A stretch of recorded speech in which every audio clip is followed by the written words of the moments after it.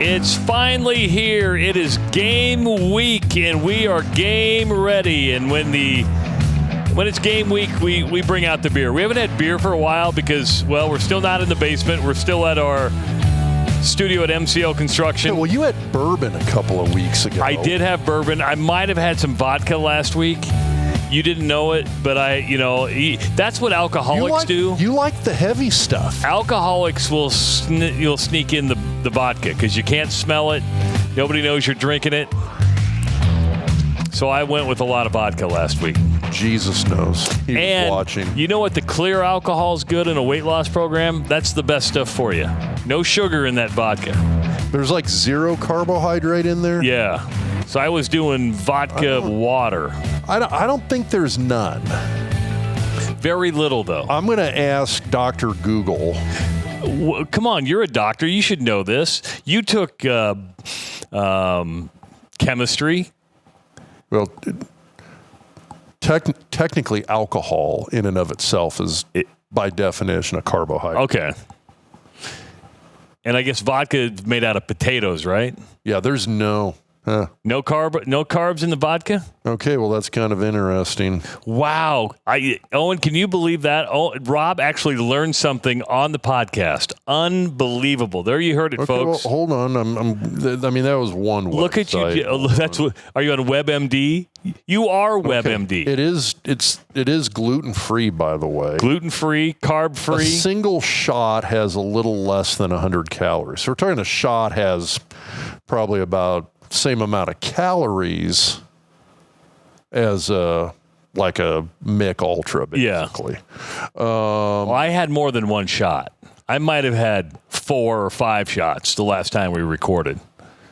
So it's basically ethanol and water. So there's no classic sugar carbohydrates. Okay. Which again, that's kind of stupid. What people traditionally think of as sugar carbohydrates, because again, ethanol is a carbohydrate. Do you know what my nutritionist told me? So I'm down 36, 37 pounds right now, right? I got to get new clothes. I just look like somebody withering away and all this big stuff right now. Technically no complex carbohydrates in vodka. So I was asking my nutritionist, who I deal with, and I said, hey, if I'm going to drink, what's the best way to drink? They said, drink vodka and also drink on an empty stomach. Because then you get the munchies and you go chow down on a bunch of health food? Because if you have food already in your stomach, it's harder for the fat burning to kick in. Like the alcohol, if you're on an empty stomach, that just goes away. Then you can eat, and it's easier to start burning that fat again. That's what they told me. It's kind of interesting. Now classically they always used to teach drink on a full stomach so it slows the absorption of the alcohol down. I think they wanted to absorb quickly so you drink less and get then drunk, pass out, then you're done. I did not get drunk per se, and I did not pass out, should we say. But it is the start of the season. This has been a beer podcast and football since we started. So what kind of beer do you have? So one of my coworkers, Tammy, gifted us from Jukes Ale Works in Elkhorn. So it's if you're in Elkhorn, go to the old downtown Elkhorn, look for Jukes Ale Works. It's a great location. They got an awesome tap room. They really have good beer. I don't get out there much because I live off 90th Street and it takes me like half a day to make it all the way out west to Elkhorn. So true. But it's a great location. Well, the problem is in Omaha, you've got some really, really solid craft beer in Omaha. You do. It's easy to get in a rut with kind of some good standbys like Pint 9 and Cross Strain, because I can just go to the grocery store. So it's the places that distribute are the ones that everybody drinks the most. Because they're on the shelf, baby. It's right there on the shelf, and it's easy to get. They got great tap rooms as well. I love the downtown tap room for Cross Strain. That down there by the baseball. Oh, that's really nice. It's a great location. Jukes has a great spot. I mean, it really, really is a great location. The beer's solid. And what I like about Old Town Elkhorn, that's a small town feel. Big time. Yeah, you feel like you're still in a small town. Big time. Even though it's been annexed by Omaha, it's still small town. It is. It's a great little downtown. There's some great shops down there. But the beer is awesome. If you get a chance, check it out. So we're trying the In-Between Mars, and I haven't tried this one yet. Owen's sipping that one, but it's kind of like what you'd think of as like your Oktoberfests. And then we got It's August. Is it too early for Oktoberfest yet? No. Okay. Got the Bad Seeds Watermelon Kiwi Sour. Watermelon Kiwi Sour. And you're a sour guy. I'm a huge sour guy. In fact, at the Iowa State Fair, they had a watermelon cotton candy. They called it the Cowgirl Cooler. And this was a beer or a drink. Yes. And they sold like 250 kegs of it. I bet that thing went. I bet people went gang. And they did it in a just a regular. When you're washing your pork cutlet sandwich and your. Well, we were at JR Southport Ranch cake, where they had the lobster rolls. Mm. Oh, I saw the 2-footer. Yeah, the giant lobster. Yeah, they sold rolls. that for $100. But I would do it. You could only get the Cowgirl Cooler at JR's, and the year before they sold. The whole fair, they sold 205 kegs of their specialty beer. In 3 days, they sold 230 kegs. So they had to start rationing because you just can't crank this stuff out. Yeah, exactly. That's amazing. Exactly. So this is the first sip of beer I've had since probably April. I've not had any beer since April. And my weigh-in's tomorrow. If I put on weight, I'm blaming you. Okay, there's no way you're putting on weight with a sip of beer. Yeah, but as Owen said before, that's really good. That is good, isn't it? And see, this is what happens. You know, Owen goes, this is how they get you. So you just lay out in front of an addict and then they just snap it up. I'm the devil on the shoulder. I'm not the angel on the shoulder. Why do you got to be like that, Rob? See, now I'm going to want to drink that. It's not my fault. Tammy brought me beer from Jukes. We had to drink it. And I said, hey, I'm not going to have any beer tonight. You're like, one sip's not going to hurt you. Little sip. Tiny sip. Yeah. See, that's not going to be one sip because what's going to happen is you poured me 6 ounces. I'm going to drink all that. I'm going to be like, well, we're still talking, so I might as well just keep going. Might as well try the Mars. Yeah, see? That's what you're doing to me. You're a bad influence. Everybody thinks you're the angel, but there's no way you're the angel. Not a chance. Not a chance. I'm the fun side. Yeah, well, you're the little devil on my shoulder. Hey, nice shirt you got on, man. Where'd you get that at? So this was from Two Seam. Is it Two Seam Merchandise? I don't know. You're the one who bought it, man. It's Two Seam. Anyway, so we got in a discussion online. So we follow each other on Twitter. So that's how this started. So he put out a shirt and it said 1995 and had the GOAT emblem in 1995. Oh, that pisses you off because you've always said the 95 offensive line was your backups. And so we kind of started trading some messages back and forth. So it's Two Seam Merch on Twitter. So go look up Two Seam at Two Seam Merch, MERCH on Twitter. They do some really cool T-shirts. And obviously it's Husker based, it's sports based, but it's all fun stuff. But anyway, so we start talking. So he put out one and we went back and forth and he had looked at a lineup from a game for the pipeline, for the old line. And it was when we had started subbing in a game, so not all the numbers were the actual pipeline numbers. And I was like, no. Here's the correct numbers. So he threw this. So he put the shirt together, got the correct numbers on there for the starting pipeline, and I think it's a cool shirt, though. I'll take all the pipeline merch I can. Now, is he just an online retailer? I believe yes. Only so it'd be like there's B&B. There's a handful of other ones out there in the area that I'm just saying he should get those in Husker Hounds. And Scotty works with other retailers around. I'll shoot it out to him and see if we can't put the two of them together. So. Because Husker Hounds have been a longtime supporter of the Doc Talk podcast. It's a nice shirt. It's a quality. I mean, it looks like, is that one of those soft cotton ones, really soft? It is, but it's not like the super thin stuff. It's like the thicker. So it's a nice shirt. It's comfy as hell. So does he have a 95 one too, or just did he switch it back to the 94? That's not the pipeline. Well, that's true because you named the pipeline. He's got the 95 goat one, but I mean, nobody really cares about those guys. You like poking the bear, don't you? Of course, if we could get that in Husker Hounds, that'd be great. Husker Hounds has 2 locations in the Omaha area. Been a long-time supporter of the Doc Talk podcast. Go visit our good friend Scotty Strunk, who, by the way, has also lost a bunch of weight. That dude has dropped like 60, 70 pounds. He looks really, really good. He's kind of in a similar situation as me. He's got to go buy a bunch of new clothes. I'm too cheap. Like Scotty's got a lot of money, so he'll go shop at like Jerry Ryan and stuff like that. I got to go to TJ Maxx and half off. I don't know if you've ever been to half off, but that's an interesting store. It's a real interesting store. Well, there's nothing wrong with TJ Maxx. No, or Marshalls. I have no problem against them. But, of course, they have 200 new styles of T-shirts in stock. Start thinking about the school year that has started up if you want to send your kids with a Husker backpack. And don't forget, the game is on Saturday. If you want some brand new gear to wear to the game, go to Husker Hounds, especially the Superstore over there on 84th Street. It is absolutely spectacular. Or you can also buy online at huskerhounds.com. I really like that shirt, though. It's a cool shirt. He's got some great stuff. So, I mean, check out go to his Twitter page, check out the website.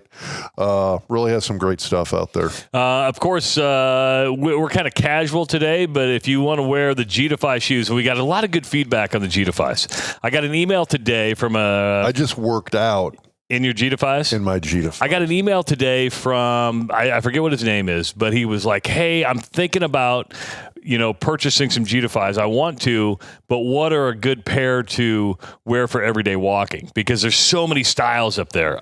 So I sent him the ones that I have. I go, hey, these are the ones that I have. I walk in them every single day when I go on my walks.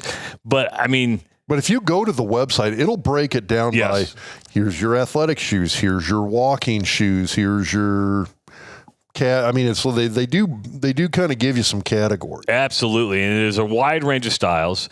So for different activities, your preferences, they have athletic shoes, casual work boots, even sandals, all designed with unique comfort and features. Revolutionary comfort too. Don't forget about that. Gravity Defy's Verso Shock technology, which is clinically proven, and Doc can vouch for this to relieve knee pain, ankle pain, transforming harmful shock into positive energy to enhance comfort and performance. You get a 60-day try-defy guarantee. Hear that again. 60 days you can wear these shoes. Give them back. They will give you your money back. I actually had another guy say, hey, I got some, and I exchanged them, and they were a little bit too small, and he needed a half size bigger. They took them back, sent them a half size bigger, no questions asked. So that's the kind of customer service you're going to get. And if you use the promo code DocTalk20 at checkout, save $20 on orders of $100 or more before taxes and shipping. Or after taxes and shipping. So you need the taxes and the shipping on top of that. So make sure to spend your $100, get $20 off by using the promo code DocTalk20. Go to gdefy.com. That's gdefy.com, gdefy.com. And if you happen to be in services for a lawyer, because you never know when that's going to happen. I haven't had to need one yet. Well, I have in a couple contract situations, but if you need, a divorce lawyer, if you need an estate lawyer, if you need any type of litigation, got a DUI, because that happens, Connor Orr is your guy to call. Give Connor a call at 402-408-6488, or go to Connor or Law Group. That's ORRLAWGRP. I don't know why he didn't put group, probably wasn't in there, .com. Or you can email Connor as well, Connor at orlawgrp.com. And you can't miss him. He's a big old ginger. I mean, is there any more ginger than Connor Orr? I mean, that's why he's a big Husker fan, because he's just all ginger. He's all Irish. He's very, very Irish. He is. Yeah. I mean, when you look at me, you just want to say, where's the pot of gold, buddy? Where is the pot of gold at the end of the rainbow? Because it's there. I'm just waiting for the accent to come out. I'm just waiting for Connor to drop us. He's going to be like, okay, guys, that's not funny. That's not funny at all. Coming up after the game. Connor would be the first to say that. Yeah. Coming up after the game on Saturday next week, start looking for the Centris Federal Credit Union Doc's Diagnosis that returns. We'll be looking at key plays through the game, also the other games from around college football. The Doc's Diagnosis presented by Centris Federal Credit Union. They're celebrating their 90th year in business here. 90 years is a long time. That's a long time. It's a little bit of time. They've got home loans. They've got car loans. They've got business loans. They've got personal loans. They've got just your regular banking. Member NCUA, I believe it is. Or visit them at centrisfcu.org. So do want to thank Centris Federal Credit Union for being part of the Doc's Diagnosis again. So season opening up. You ready? Are you ready? It's kind of a ready or not, no choice. Better be. So how about this? This is the first time Nebraska's opened at home since 2019. They have not opened at home since 2019. God, that's interesting. I hadn't thought about that, but it's true. And it's the first time they've opened against a non-conference opponent since 2019. Yeah. So that's a long, long time. By the way, the last time they won a season opener, 2019. Yeah. Which... You think about where Nebraska's been and where they're trying to get to. It kind of makes sense from a scheduling standpoint. I don't want to say you schedule a cupcake because, again, we've talked about the fact that you got teams like Georgia Southern that have beat Nebraska, Northern Illinois. North Dakota's had them on the ropes in the past few years. You can't discount anybody. I mean, you've got to go out there and you've got to be ready to go no matter who the opponent is. It makes sense, though, to maybe have somebody who's a little bit of a less impactful opponent, especially if you're breaking in a freshman quarterback. You've got a lot of questions to answer, especially on that offensive side of the ball. Do you want to dive right in a tough situation, playing overseas, playing Colorado, playing, again, those conference games where stuff is really kind of on the line that has an impact later in the year? Let's look at the non-con real quick. We'll get into UTEP in a little bit, but you open with UTEP, got Colorado next, high demand for that game. I mean, tickets are going for a boatload of money, and then you have Northern Iowa. I think UTEP is the team you want to open up against. I think of those three non-con. Yes. Oh, 100%. UTEP is the team you want to open up against. Northern Iowa's a pretty darn good football team. They're a good team. I think better than UTEP. Well, they're way more stable. Coach Farley's been there forever, yes. And they've always been. And you're right. I mean, within FCS, they're one of those really good, really strong Missouri Valley teams. I would probably say that. I mean, because when you look at UTEP, one of the things that I was trying to figure out is like they're kind of a question mark in and of themselves. They went 3-9 last year. 3-9 last year. They lose their top three rushers. They got a quarterback that started 7 games coming back. Lose their top 3 or 4 receivers. And you have a new coach, you really don't know what to expect out of this team. No, and the coach, Scott Walden. Yep. Okay, so he was at Austin Peay, 9-3 team, I think, last year. Made the FCS playoffs. I think they lost to Chattanooga in the first round. But it's an FCS playoff team. I mean, they're not a bad team. And so... But that's Austin Peay. That's not UTEP. And he brought a ton of portal guys over. Yeah, but I mean, it's kind of like we're talking a portal to UTEP, not a portal to Nebraska. We're not talking a portal to a Power 5. Yeah, although I kind of think of it in a similar sense of like when Leipold left Buffalo to come to Kansas. And again, I get it. Buffalo, it's a MAC team. They're not an FCS team. I understand that. But, I mean, when Leipold came to Kansas, I mean, it was darn near half of Buffalo came with him. I mean, he just decimated. I mean, all those players transferred. But they were still below average in year one. Yes, and that's but again, it's one of those I still worry a bit just because some of those guys that came from Austin Peay are pretty good players. Their offense was atrocious last year. Their run defense was really bad last year. They were actually not bad against the pass. And when you look at Nebraska's offense and what people are going to be watching for, the reason they had a pretty good pass defense last year, and again, I'm talking about UTEP specifically, they had a really good pass rush. They got after the quarterback. But their leading tackler, the kid who had, 15 and a half tackles for a loss, he's gone. Their leading tackler is gone. So you're losing a lot when you have, because you can have one guy that's just hard to stop, hard to and that was a Randy Gregory kind of guy that can kind of shake your whole. That was Tyrese Knight, who had 140 tackles and 15 and a half tackles for a loss last season. He's gone. So you lose that, you're losing a lot. And that's the thing. I mean, you lost a lot of guys, both through the transfer portal. There were some graduation guys, a ton of portal guys, both coming and going on that UTEP team, which, again, it's hard to figure out how good they're going to be other than I think they've got a good coach. I think they brought in some quality portal guys from Austin Peay. It's just, how does that integrate into a team in 1 year? I put this in perspective. Their leading tacklers from last year, let's go, the top 8, only 2 are returning. That's Josiah Allen. He had 41 tackles last year, 2 for a tackle for a loss. He had a half a sack. Maurice Westmoreland had 37 tackles. And I'm sorry, there's 3 returning. A.J. Adams had 36 tackles. So of your top 8, only 3 return. And it wasn't like they were that dominant. Well, and that's the other thing. I mean, you look at their stats and how good they were against the pass last year.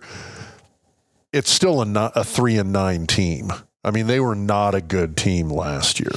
Yeah, they were first in Conference USA against the pass, 18th nationally. Gave up 184 yards through the air. Yeah, statistically, that was a great stat. But they were not a good team. Yeah.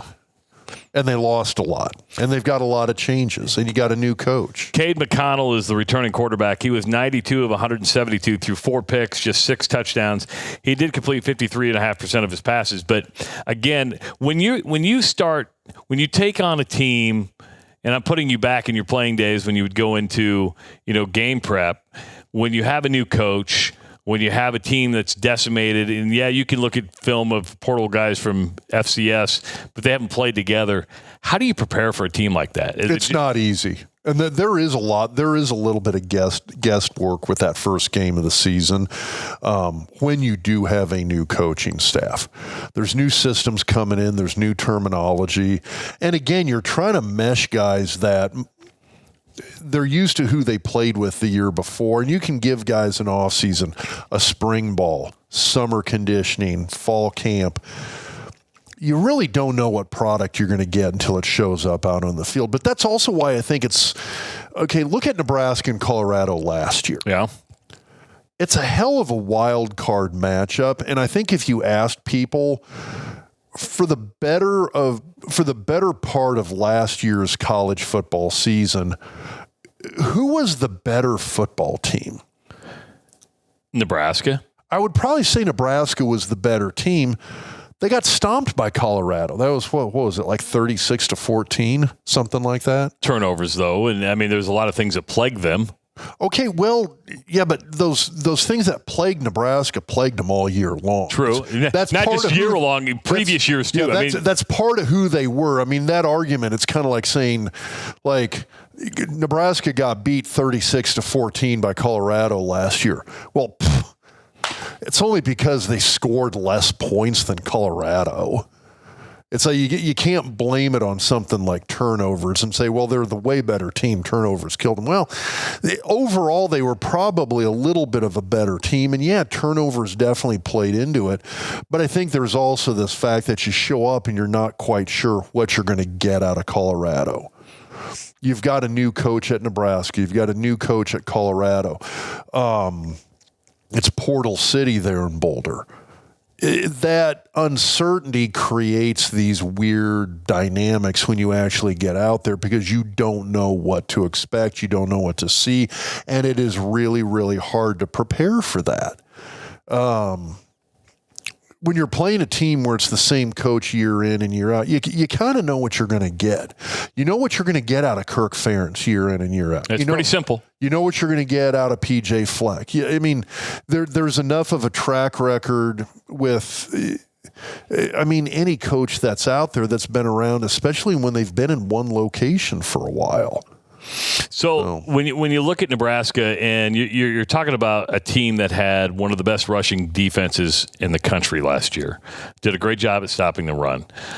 When you look at them taking on a new coach, a new offense, very limited experience coming back from a starting standpoint, give me some numbers that you would like to see the Nebraska defense do against UTEP from a rushing standpoint, from a total point standpoint, from maybe a tackles for loss. I mean, kind of go into what I legitimately would like to see him hold them to under 100 yards rushing. And I think that's doable. Again, you mentioned they lost 3 running backs. They lost, I think it was 3 linemen through the portal as well.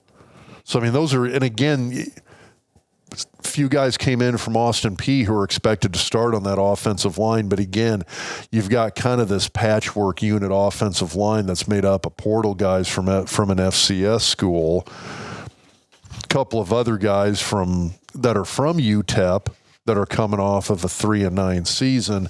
I do not expect that offensive line to be very good. And when you're looking at what Nebraska has up front, I do expect guys to have trouble blocking Hutmacher and Ty Robinson. So it's 100 yards less rushing. I would like to see him hold, in terms of meaningful game time, if you can hold UTEP to 14 points or less, I think that's very realistic. Especially if you're going to put up 38 to 45, right? Well, and that's now there again. There's the wild card, because now you've got Nebraska's offense, where you've got this offensive line that, while I think there's some very stabilizing guys on that line with Ben Hart and Ben Scott, you got Micah there at right guard now. I mean, you've got some guys that are thinking to be really good on that offensive line, but again, it's and you've got a true freshman quarterback in Raiola, who is probably going to be an upgrade over what we had last year. We just haven't seen it yet. We don't know anything. And it's one of those, I don't want to get my hopes up and say, yeah, we're going yard on these guys because we got Dylan Raiola and what's at least on paper a very strong wide receiver and tight end core. So I would expect Nebraska to put up points. I think they should put up a lot of points. And we'll talk about it tomorrow night with Scott Spreitzer on Behind the Point Spread. But when you look at how both these teams have done against the spread, Nebraska usually doesn't do all that great.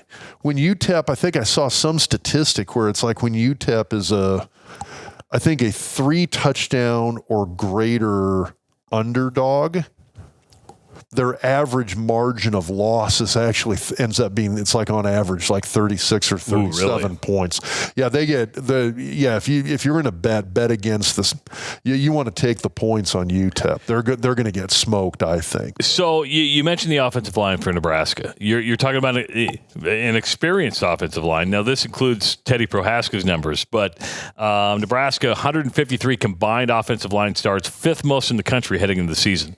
So by just hearing that would tell you that this line should make significant improvement this year. You want to see that start to pay off, especially when you've got some of these guys that have started a lot of games. This is like what's your measurable for the offensive line? No sacks, total yards rushing. What's your measurement for the offensive line?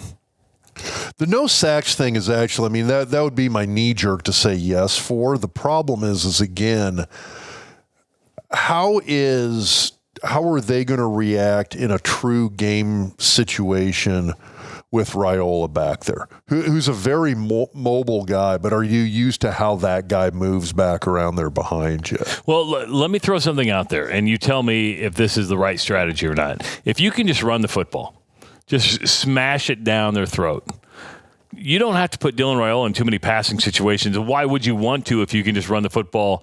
Because at some point we're going to need him to pass to win games. I'm not saying not to pass, but why show stuff before the Colorado game if you don't have to? Because he's going to need that practice. He's going to need those live in-game reps to get comfortable with that position. Over under on the number of passes that Dylan Raiola throws. Let's put it at 23. Over or under? I'm going to say over. You're over 23 passes? Say over. Wow. They brought him here to pass the ball. They did not bring him here to hand it off. Now, I'm not saying they don't rely upon the run. If they can get a good run game established, they're going to ground and pound a bit. But I think they're still going to, I mean, here's the thing. If he throws the ball 25 times and they get 60 offensive plays, I mean, that's still 35 rushes, 25 passes. So, I mean, that's still almost 60% of the time you're running the ball. At the end of this game, you want more rushes than passes, because if you're passing a lot, that means you're in a dogfight at that point. And I'm not saying you want to drop back and have Raiola air it out 50 times. It's just it's not Bill Callahan's offense. But you want to have him in a situation where he's going to be able to get out there and kind of test things out a little bit. He's going to want to throw some balls to this guy, to that guy, to that guy. He's going to want to be able to get out there. How's his arm going to look, and how's he going to throw it when he goes long? Mid-range passes over the middle. How's he throw it out to the flat? These are things that he's going to have to test out a little bit. They're going to want to see how he does in certain situations. And I think if they get out there and it looks like the game is going to be obviously in Nebraska's favor, I think you're going to see Raiola I think they're going to try stuff out with him. Okay, we're going to just try a bunch of plays to see how you look in a given situation, so we know you're going to be ready when we really need you in that situation. Would you open up with a pass or with a run with Dylan Raiola? Oh, if I'm a coach, I'm going play action pass. Just get the virginity out of the way. Just we're gonna show your arm. I don't disagree. I don't disagree with you, by the way. Yeah, I mean, I almost, in my mind, I'm thinking roll him out, get him in space a little bit, and then try and make sure he's got a dump off option, but then just see what happens and see who breaks open downfield in a play action situation on first down. Do you think Husker fans, I mean, just based on tradition, going back to I back you, do you think Husker fans like the run game more or the pass game more? I think it's the run game, just because everybody says they love the run. But I mean, I remember when Callahan came in and he opened up the spring game with this big pass. See, I'm an addict. Look at that. That he opened up the spring game with a pass and got a standing ovation. True. So, I mean, there's that. Take that for what it's worth. And it depends on who you've got. I mean, one of the things that bugs me a little bit right now is, and again, we'll see what happens. You've got some guys at Nebraska right now at running back, which if they're healthy and can stay healthy, can do a lot of damage, in my opinion. But the last time Nebraska really had that really consistent, reliable running back who you were going to get that 100-yard game out of week in and week out was Divine Ozigbo. It's been a while. It's been a long time. Yeah. So it's been a little chunk of time since we've had that guy. So I don't. While I'm optimistic about the run game, again, we don't have that running back that we can really, truly rely on yet. And until we see that, that's going to be a little bit of a question mark. I'm not into prediction that much, but I'm going to throw a prediction out there. And you tell me if you agree with it or disagree. Nebraska gets through this game without a turnover.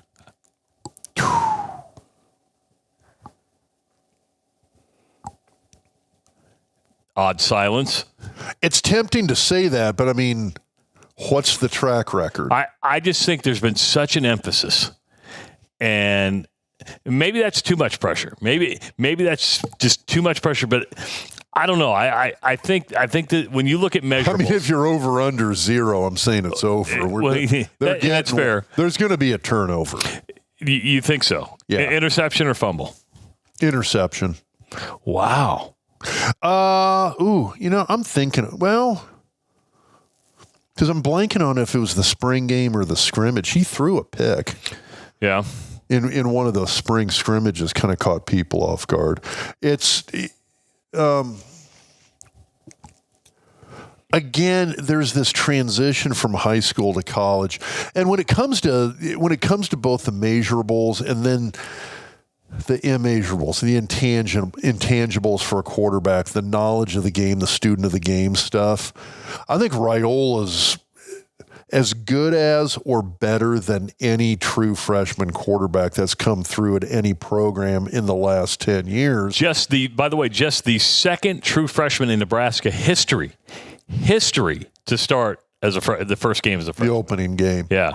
Adrian Martinez being the last one. Yeah. I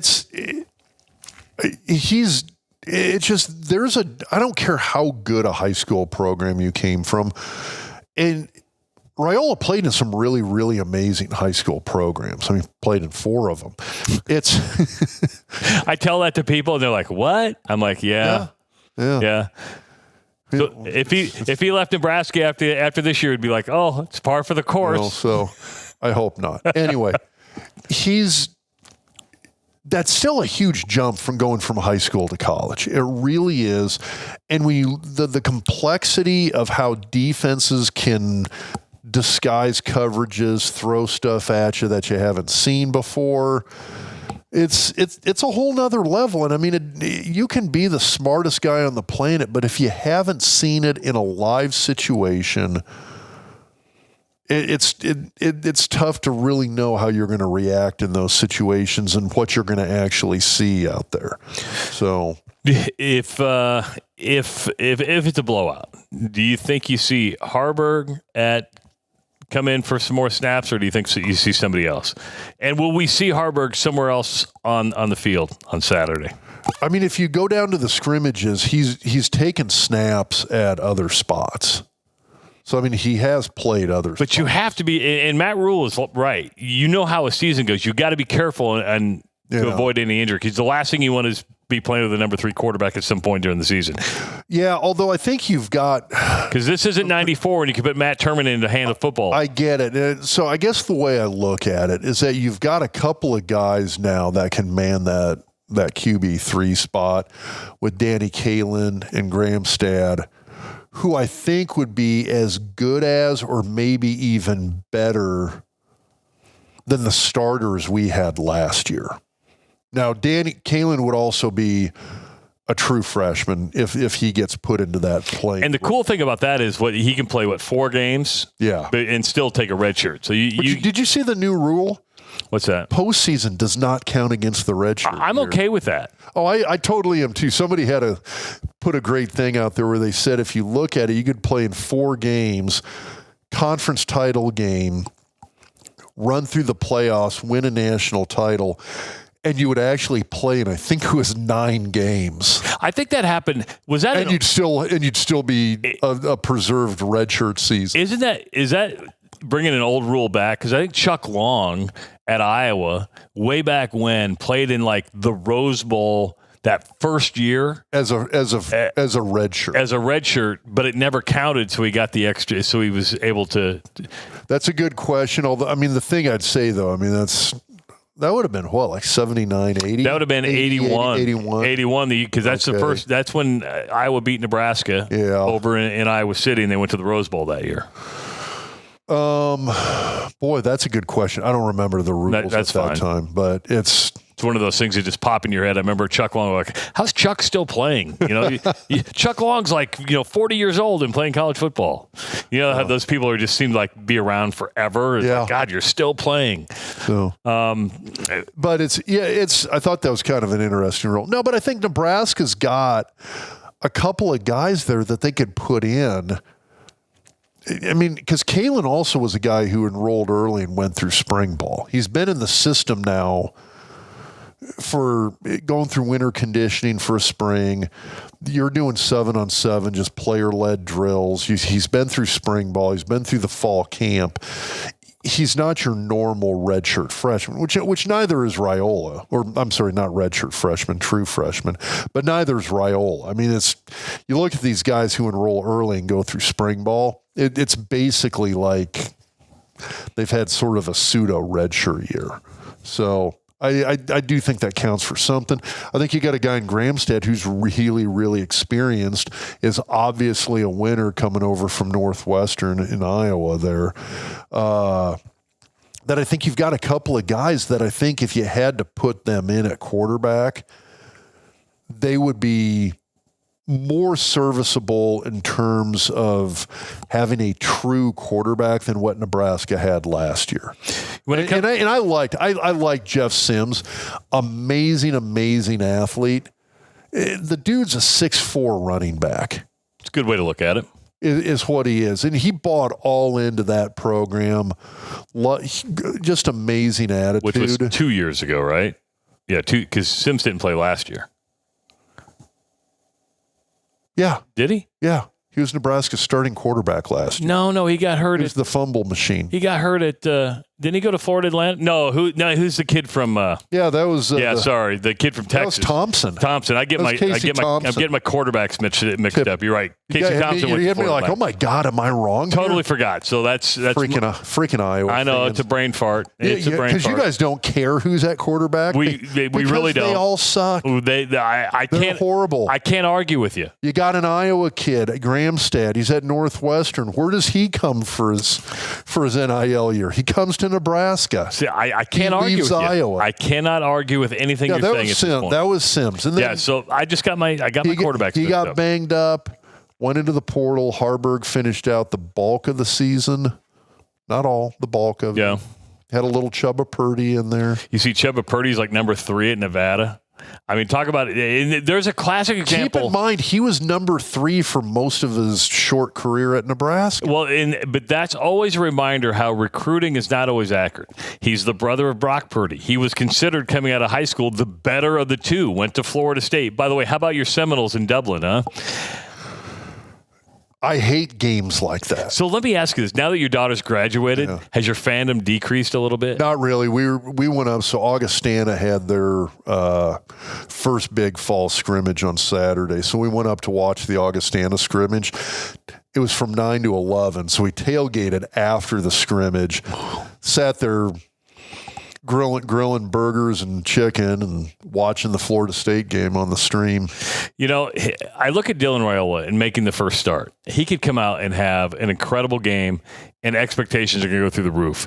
All I'm saying is temper that because it's a long season, and at some point there will be freshman mistakes. I'm not saying it's going to be against UTEP, but there will be those freshman moments. There's some very good Big Ten defenses coming up. Well, and here's the other thing. I still look at Colorado as that's the game I look at that scares the heck out of me. And it's just because Colorado better be worried about North Dakota State on Thursday night. Well, they should be. The other thing is, though, is that you look at Colorado, there's kind of this weird thing about that team that even though it's a different coach, it's different people, it's different players, for some reason they still love to beat Nebraska. They love it. And they beat Nebraska badly last year. That game was not close. Nebraska hung in there for barely a half and then like I said, 1 or 2 turnovers put the nail in the coffin, and it turned into a boat race. You know, they've got athletes. A lot of those athletes are back. This is going to make a lot of people upset that I say this, but I wanted, I don't think I do anymore, Deion Sanders to succeed.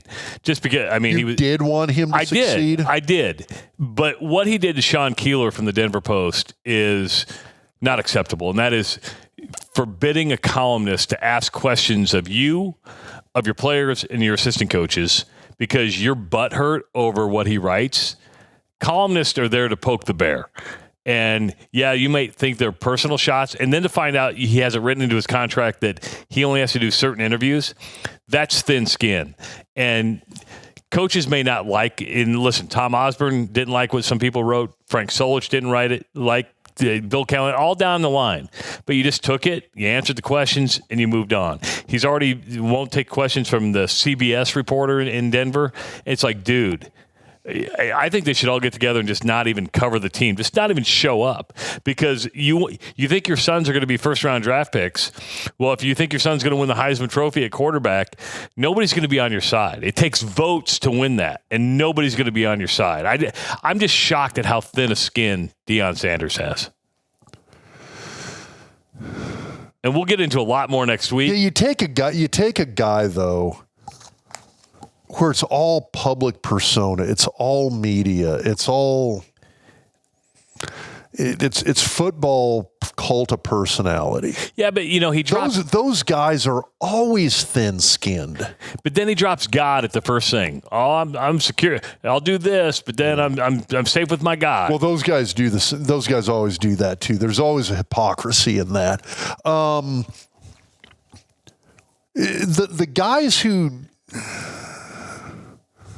The guys who aren't thin-skinned are not the guys who are out there who are the flashy guys, the verbose guys.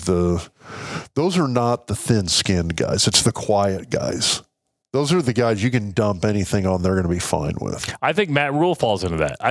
I'm not saying he likes everything. He's had all positive stuff for the long run, but he just seems like he's good. Well, and there's some guys that are just good with the media. Yeah, Mac Brown. Rule is good with the media, and he's good with fans. He's good in front of a group. I mean, he's a preacher's kid. He's going to get out there in front of a congregation, and he has no problem talking to people. Not saying he doesn't get pissed off behind the scenes, because he does. No, and I totally he's expressed that though, and he's expressed frustration at times in the short period of time that he's been at Nebraska. He's expressed that. I mean, he's very human, and I think he's comfortable with that. That might be the best way to put it. He's comfortable with himself, and he has an understanding of what his own strengths and weaknesses are. And people who aren't comfortable with their strengths and weaknesses are the people who have, it's a big ego, it's a low self-esteem. When you get those two things in a given person, you get Deion Sanders. I guarantee you, Deion's got a massive ego. I guarantee you he's got a low self-esteem. Yeah, I would. That's a good way to look at it. I've never thought of it like that. The flashier they are, the higher the ego, the lower the self-esteem.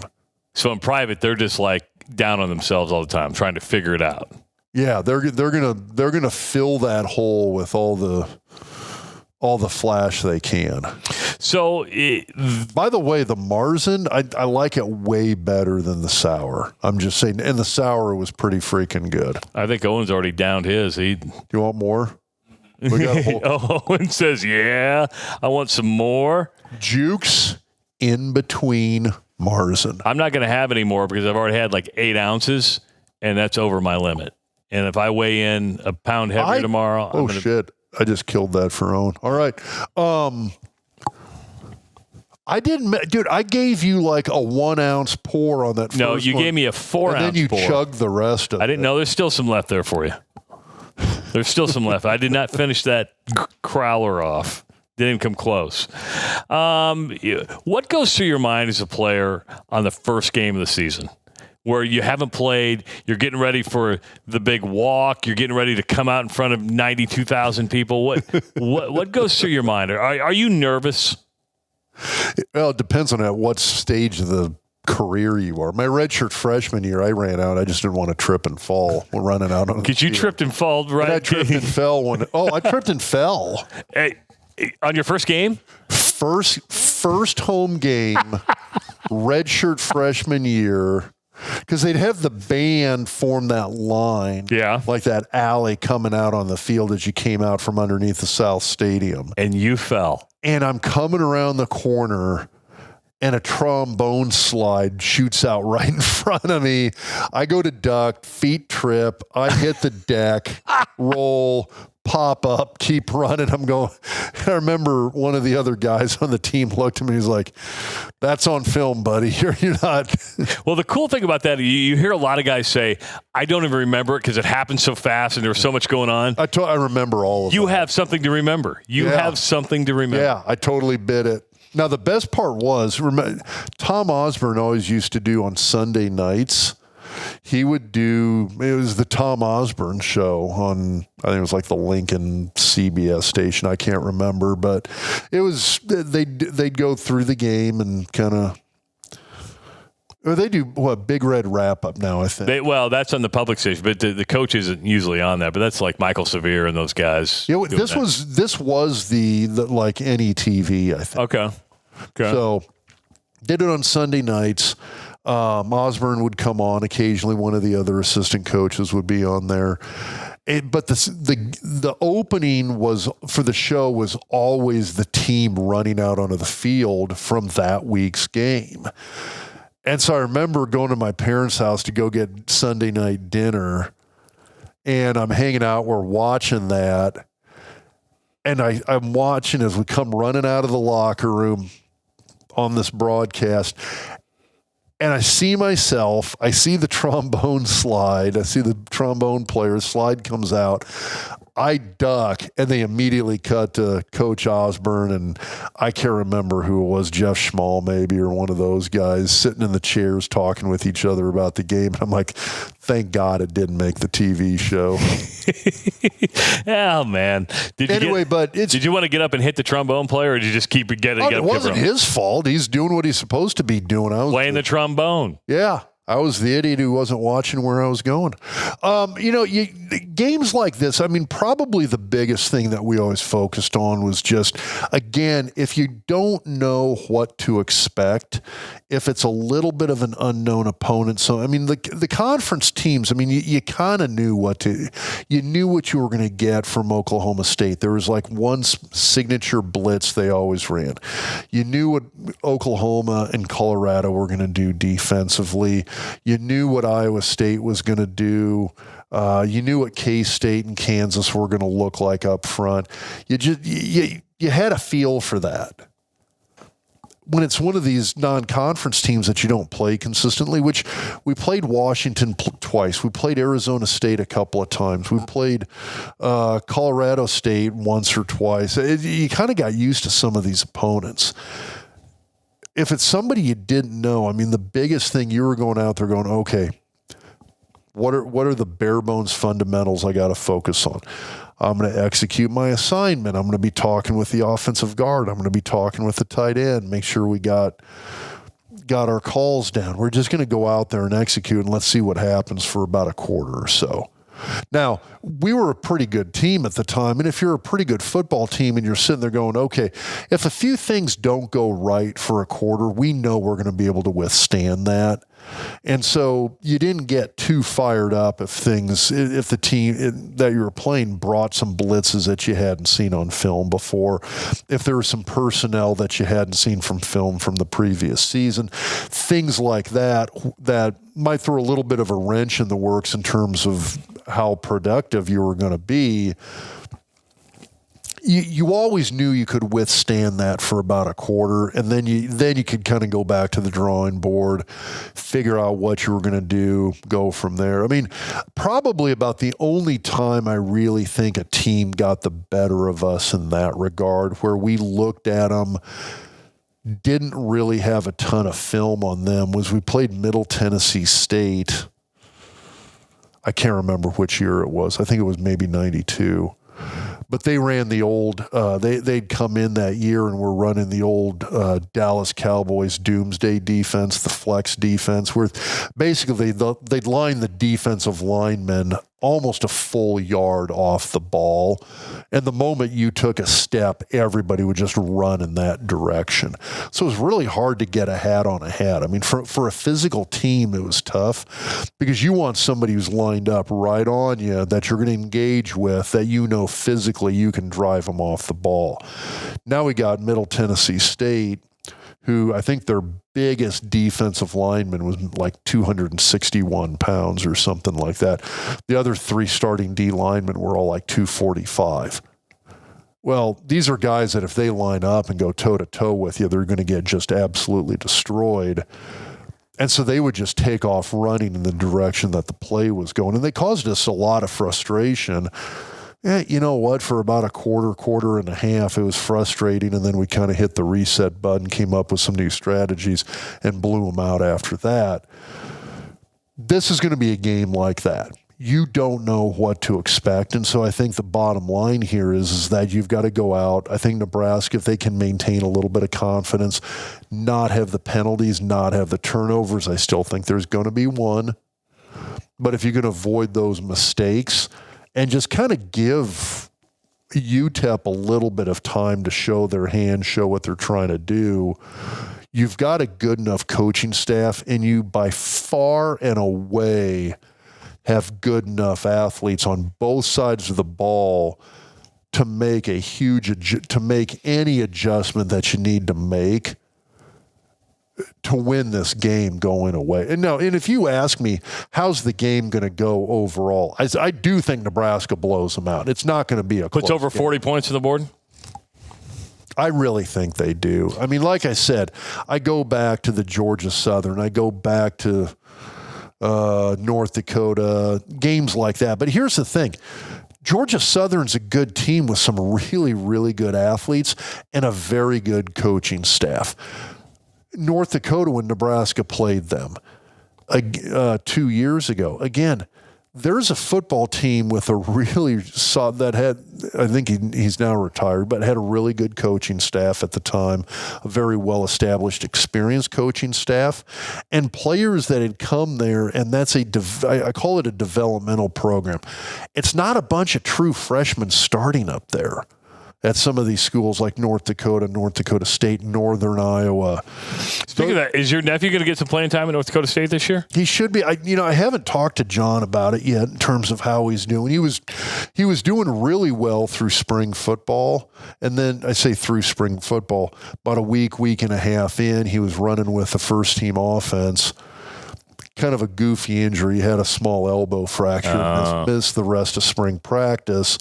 So now he's kind of like, there's a little reset you hit, and you're kind of go back and have to work back up to that spot again. So, of course, North Dakota State opens up against Colorado. That's going to be on Thursday night. That's going to be a hell of a game to watch.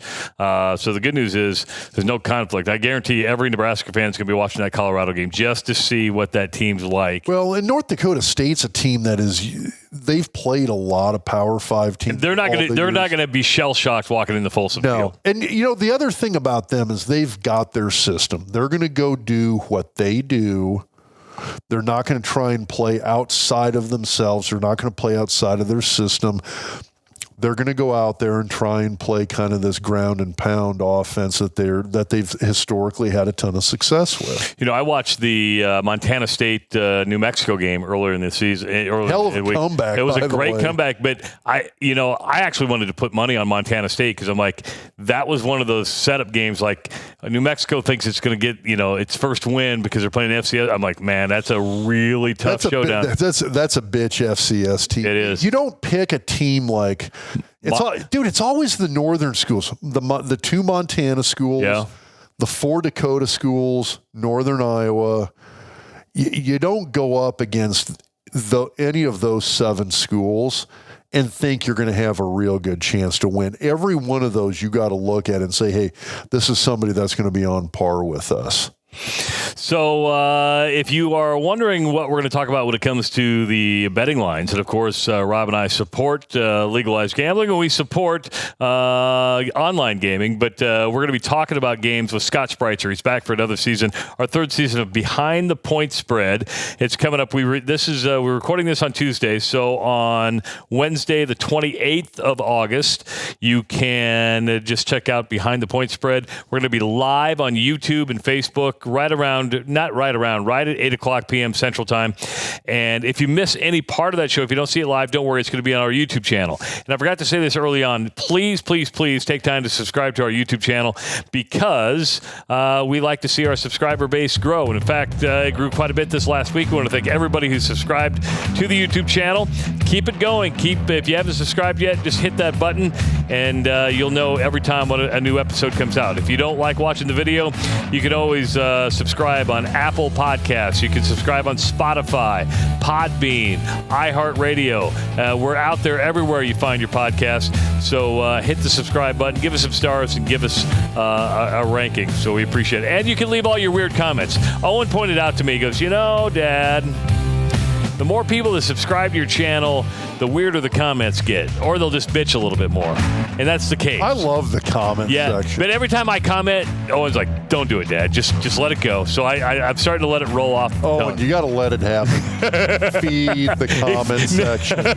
Feed the beast. Feed the comment section. Follow Dr. Rob Zatechka on Twitter at Doc Talk Sports. This is the time of year Doc he gets really, really active on the Twitter machine. Look for his report card coming up after the game. He'll have his report card after the game. It's never kind. It really is. He's a hard guy to please. You would never want him as your teacher. I'm that prof who did not grade on a scale. Damn. Yes, because you could have, everybody's like, well, that doesn't hit the average. Don't worry. Rob has his own way of thinking.